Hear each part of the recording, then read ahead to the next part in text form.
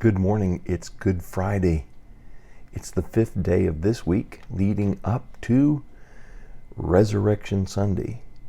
And this is the week of Passover unleavened bread. Actually, the Feast of Unleavened Bread with Passover right smack in the middle of it. When the full moon occurred on Saturday, that was Passover.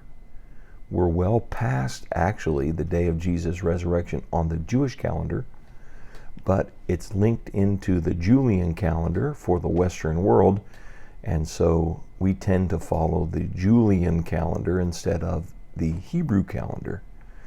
So here we are in the month of April, early in the month of April, coming up to Easter and past Passover.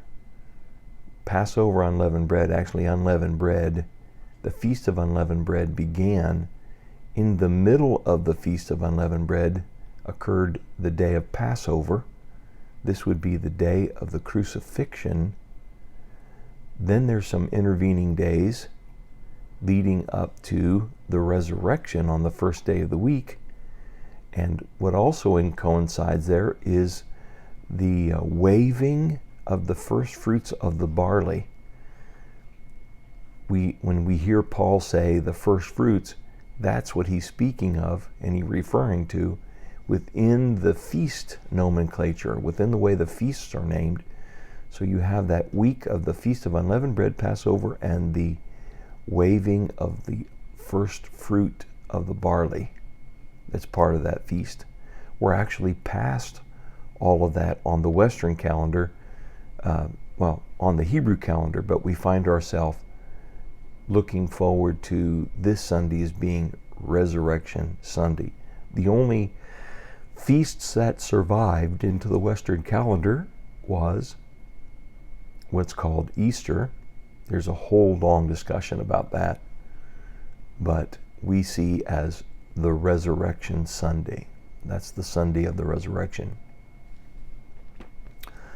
So we move into Exodus chapter 12 because we're focusing upon the idea of Passover and the idea of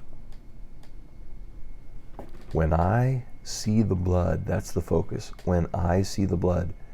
This is what the Lord speaking. This is God speaking from the Father's perspective.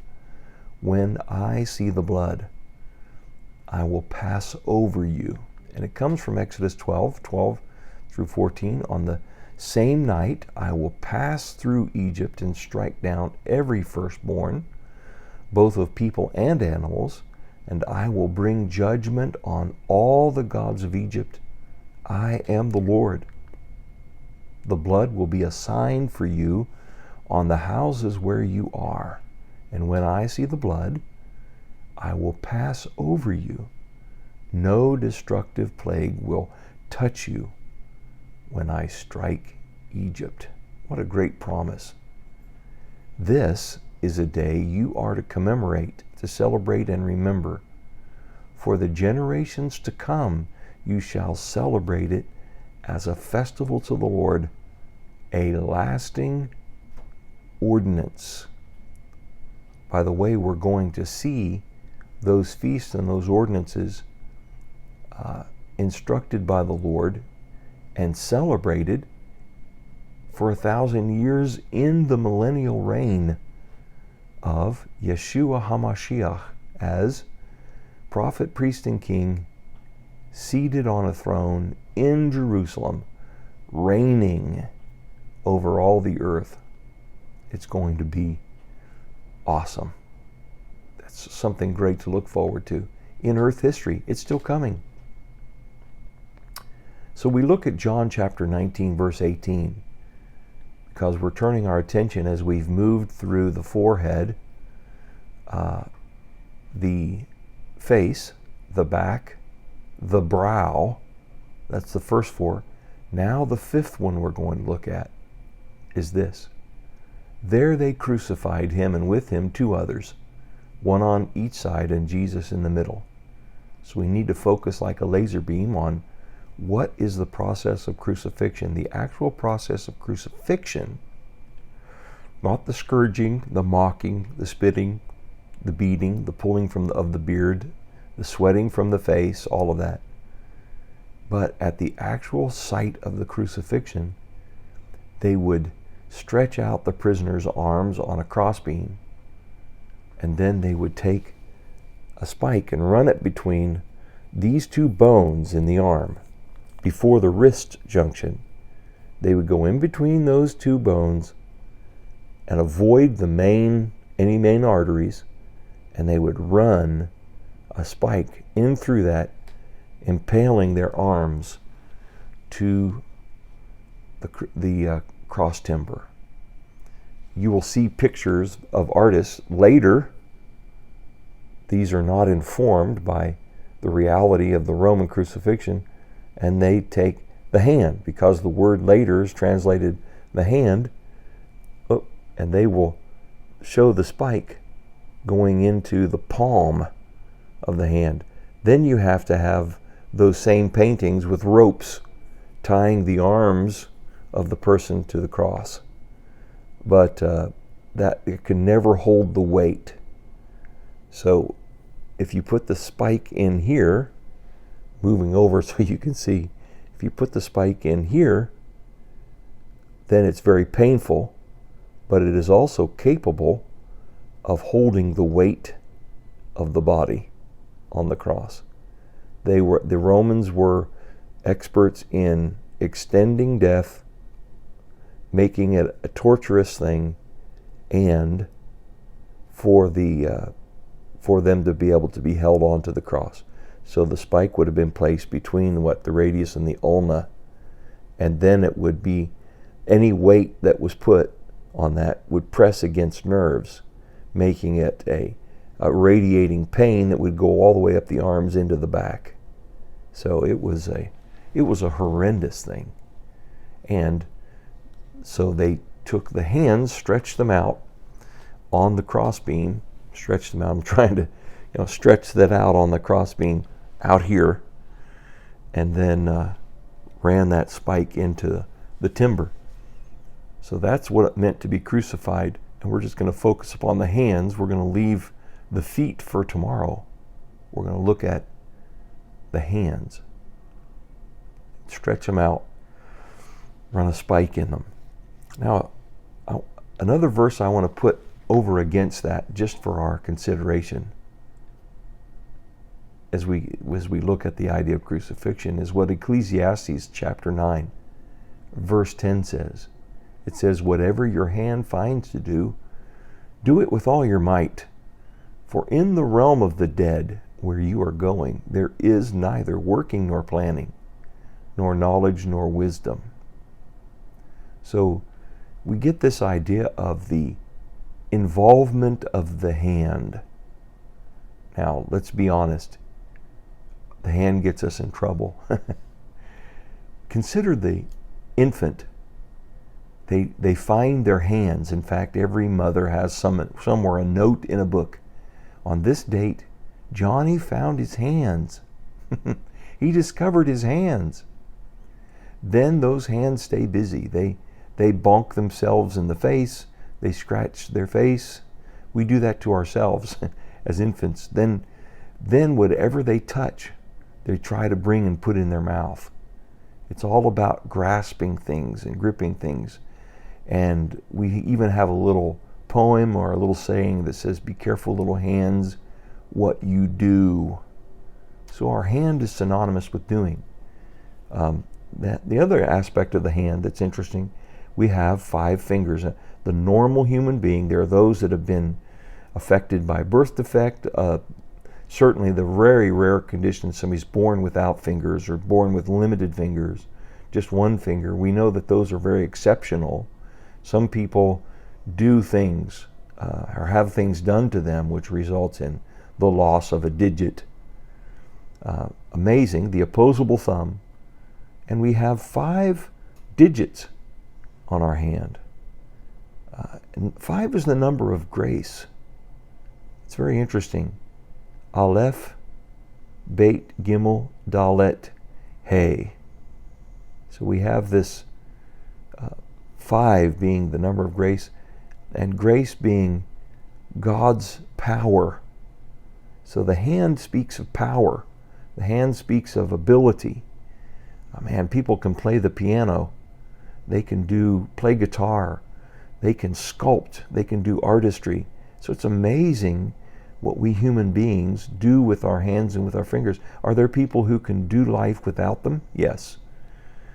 And those are exceptional, because we know that the norm is for us to have 2 hands, and for each hand to have 4 fingers and a thumb, if you want to be technical about it, but 5 digits. That's why I said 5 digits. The amazing architecture of the human hand.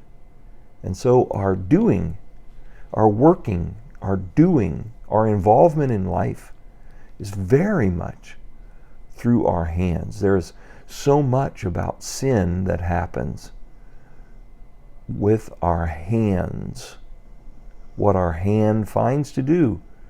We have to be careful what our hand finds to do, because when we do it with our might, we can get into deep trouble.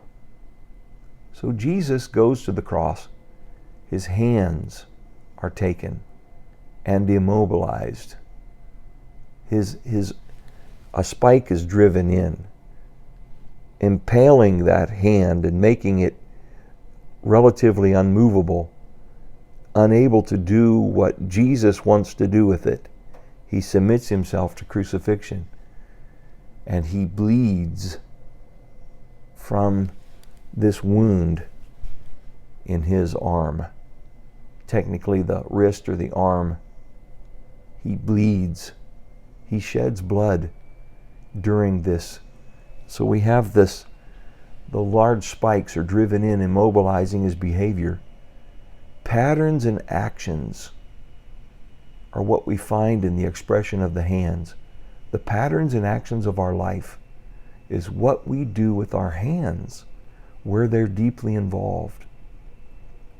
This is where Jesus defeated condemnation.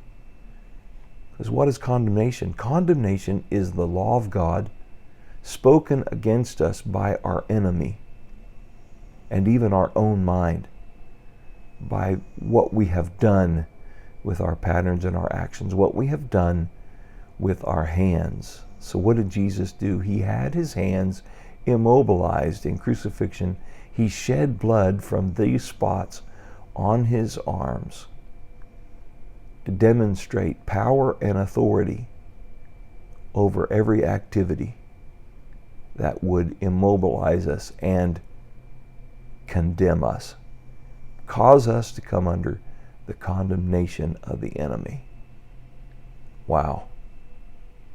What a great sacrifice. And so here's what we can do. How do we apply that again in prayer? We pray for ourselves. When we find ourselves placing our hand on something, doing something with our fingers on a keyboard, pointing at somebody, involving ourselves in life in some way, in such a way that is selfish, sinful, and is worthy of condemnation. We take our hands to the Lord and say, Lord, these hands get me in trouble. These hands put me in condemnation. These hands lead me astray. I work with my hands and do things with my hands that are contrary to you. Drugs are manipulated with the hands. Every kind of immorality is activated and involved in eventually by the hands. We push buttons. We manipulate a keyboard. We use a remote. Think about it. How many things we engage with because of what we instruct our hands to do. And then how much condemnation comes as a result of that. And so we can go before the Lord and say, Lord, you stretched out your hands and they were immobilized, and you bled from those arms, that spot just above your wrist. You bled from there profusely as you hung upon that cross. They were impaled and motionless. So I appeal to that blood that was shed and that activity that you engaged in that gives power over the sinfulness of my activity that condemns me. And then we can pray for other people. Do you know people whose hands are getting themselves in trouble? If you know somebody who's drug addicted, alcohol abusive, hands. Somebody who places hands upon their children or their wife in an abusive manner, hands. Those that are addicted to pornography and other things, they use their fingers and their hands, at least on the keyboard, making selections, reaching into their wallet and getting money. Everything that we do, we manipulate using our hands and our fingers.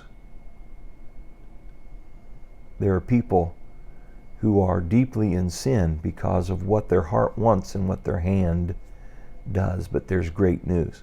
Jesus was crucified. His hands were immobilized. He bled from them to have the power, to grant the power over condemnation. Over condemnation. And you can pray with authority, calling upon that blood on behalf of somebody who's struggling. And it will make a difference in their life. It will make a difference. Because God said, when I see the blood, I will pass over. I will pass over. I will grant mercy instead of judgment. And that's what we need. So Lord bless you on this Good Friday as we begin to consider the act of crucifixion and what happened to Jesus in that and what it means for us. Lord bless you. We'll see you tomorrow.